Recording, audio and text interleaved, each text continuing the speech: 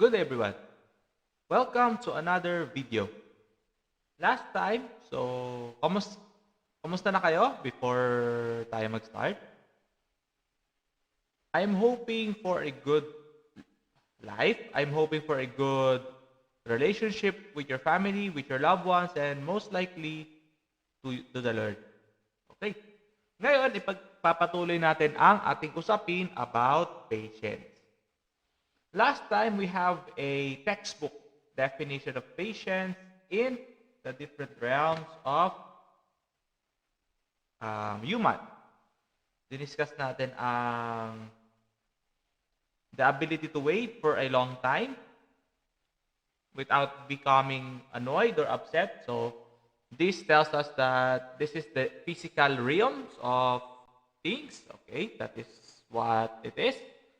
And then the second one is the ability to remain calm and not become annoyed when dealing with problems. So this will become more of a cognitive and a mental definitions of patience. Now, we will have to go with this one. Patience in education. Before that, let's start with a prayer. Father God, I just want to thank you, Lord, for the week that you have gave. Father God, I just want to thank you for your goodness, for your mercy, for your protection na ibinigay niyo po sa amin. Salamat po at kami po ay inyong pinatnubayan, kami po ay inyong ginabayan at all times. Salamat po, ito aming dalangin sa pangalan ni Jesus. Amen. Today, patience in the realms of education. Let's read this one. Patience in teaching means that we dedicate considerable class time to building prior knowledge in students where there is none because we know that nothing is learned well unless it connects to something already in storage. Okay. Accepting these precepts requires that we spend time explaining the political, economic context of great battles. Okay. Here's the thing though. We dedicate considerable class time. Pagka sinabi mo kasing class time sa realms of education ay, ito yung actual time na ibinibigay mo, not just limited on the subject or course if you are a college student or masteral or doctorate. Kahit yung mga consultation time, kahit yung mga oras mo of the class, ay it is considered as class time. Building prior knowledge. Okay. Dito tayo mag-emphasize. Building prior knowledge. Kasi, in elementary, you will start from scratch. You will have to teach the fundamentals to the children. Pagdating mo na intermediary or secondary, ay you will refine. You will refine their knowledge. Patience. Saan papasok yung patience sa education? Saan papasok ang patience? Ang pag-build ng prior knowledge is dedicating more than 100% of yourself. Bakit kamo? Kasi you do not just disseminate information. That is what YouTube does. Ano ba ang mga X-factor ng isang teacher na hindi mo makikita sa mga learning sites? Affect. Puso ng guro. There is a heart-to-heart communication between the student and the teacher. Dapat alam ng guro kung ano ang pananaw ng isang estudyante sa kanyang paaralan. Alam dapat ang guro kung paano matuto ang estudyanteng ito. There are many types of learners like Howard Gardner is telling you. Physical, mathematical, linguistic, intrapersonal, naturalistic, updated, existential, or later on, what I will call the existential is the spiritual gift, the spiritual knowledge. Oh, so therefore, pagkaguro ka pala, you must know at least kung paano ka matututo. Yes. And this theory is not just limited on it. Kasi may mga ilang bata kasi, they learn on integrating things. Halimbawa, bodily kinesthetic or natututo sila pag gumagalaw sila. And kailangan niya ng bodily kinesthetic in the same time na meron siyang ibang peers. So, the student learn best when gumagalaw siya and nandun siya sa comfort zone ng mga kaibigan niya. There is an interaction. So, you have to know it as a teacher. Kaya naman, inclusive education is so hard in this country. Madalas mainstreaming lang yan. So, ituturo sa inyo, ganito yan, ganito, o may material, sige, but that materials will not necessarily mean na, okay, the student will learn it best. Inclusive education is actually a hard thing. Inclusive education must be started with the parents. Bakit parents? Kasi pagkapanganak ng bata, ayun yun. Ikaw yung unang guro. As a parent, you have to learn first that the greatest teacher is not you. Marami kasi parents kasi nagsasabi, pag tumanda na yung bata, ay, hindi na ako yung hindi na ako idol niya. Mali yung gano'ng mindset. Do you know why? You have to admit as early as now that you're also a finite being. You have your limitations. You have your problems. Matututunan ng bata na siya rin, finite din. Kasi inaamin mo na, you are teaching humility. You are teaching the ways of the Lord through education. The parents is the first teacher, but then, beforehand, you have to tell the children that the greatest teacher of all their lifetime is not within the physical realm.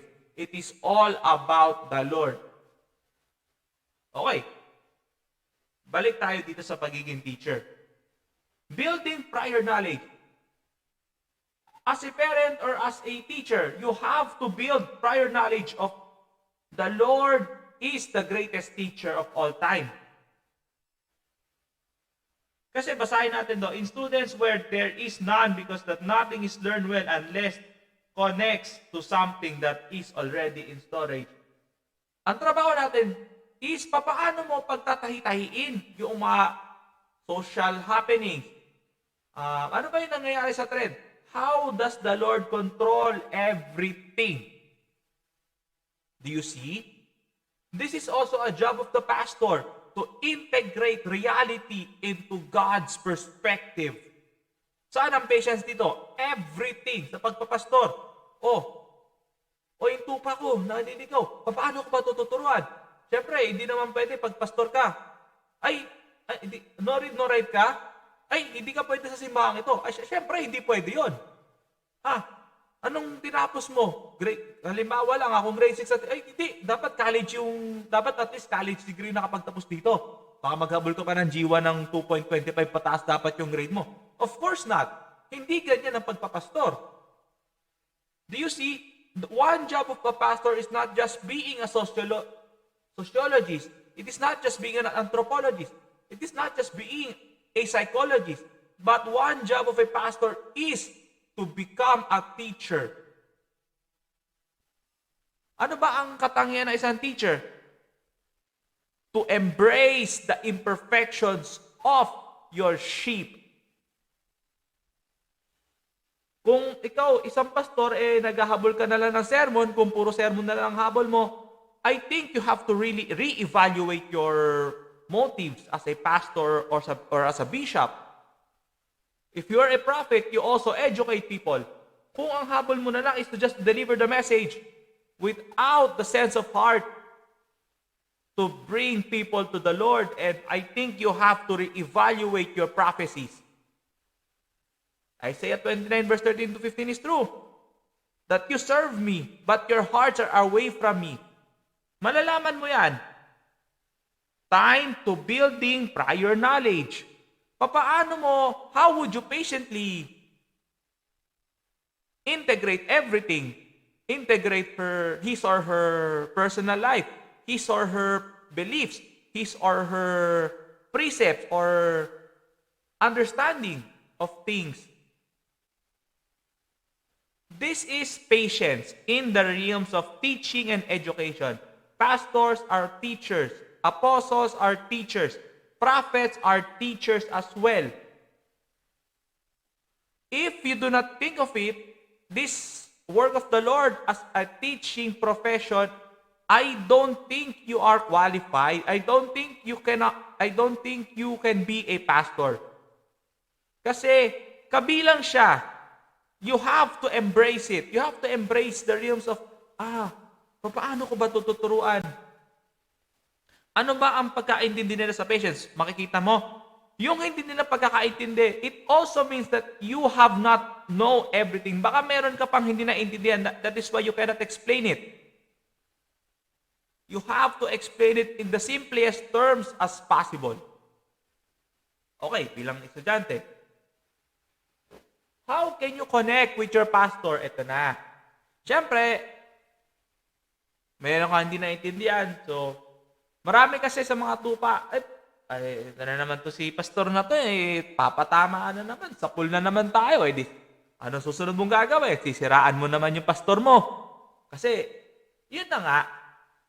Read Hosea 4 verse 6. My people are destroyed because of lack of knowledge. Siyempre, kung bata ka, okay, sige. Iintindihin ka namin. Okay, magta-tantrums ka pa. Wala ka pa doon sa social ni Erickson na yung trust, sa bata pala yung trust over mistrust, no? Yung integrity na lang. Ayan. Sa old age na, sige, integrity over despair. May gagawin ka dapat.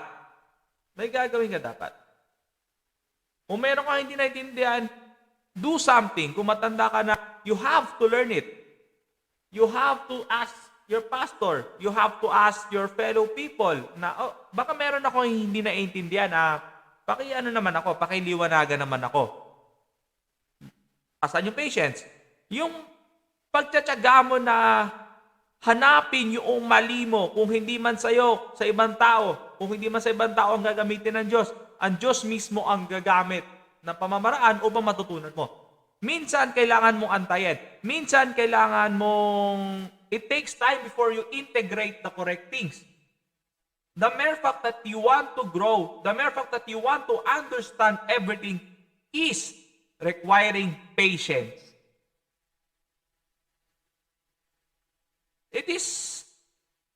Pastoring is a relationship between your sheep and you.